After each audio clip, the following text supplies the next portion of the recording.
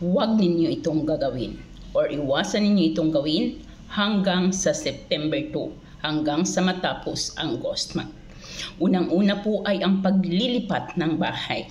Nagkalat ang mga kaluluwang ligaw, ang mga liligalig na mga masasamang espiritu na maaring magdulot ng kamalasan sa bago nyong titirahan.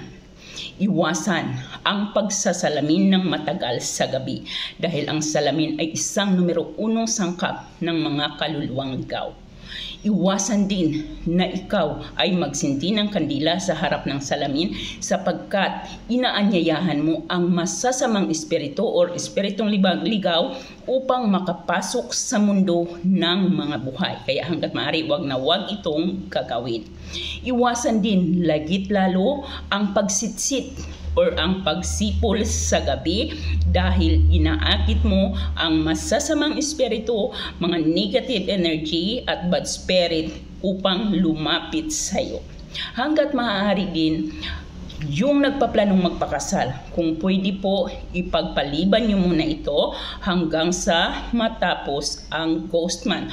Sapagkat ang lahat ng swerte na maaaring mapunta sa iyo ay maaari lamang nilang mahigop ang mga swerte mo. Ngunit muli nating paalala, ito po kung kayo ay naniniwala dito. Pero kung hindi naman kayo naniniwala at wala kayong pakialam sa mga sinasabi or wala kayong pakialam sa mga pamahiin, wala kayong mga pakialam sa mga ganitong uri ng usapin, ay pwede po ninyo itong baliwalain.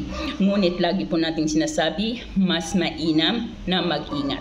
Walang mawawala kung tayo ay mag-iingat, ngunit kung kayo naman talaga ay hindi naniniwala dito, wala pong problema, wag nyo pong intindihin ang ating video at skip po natin ang ating video. Have a blessed Tuesday po sa ating lahat. At muli, sa mga gumagawa ng ritual, guys, ngayong ghost month, please be careful po. Dahil malakas ang kapangyarihan ng itim na mahika na maaaring magdulot sa inyo ng hindi maganda. Kaya sa mga gumagawa ng ritual, be careful po. Tiyakin na malakas ang inyong enerhiya. Huwag kalimutan ang maglagay ng asin sa palibot kung saan kayo gumagawa po ng ritual. Hanggat maaari yung asin ay samahan po ng isang butil na bawang.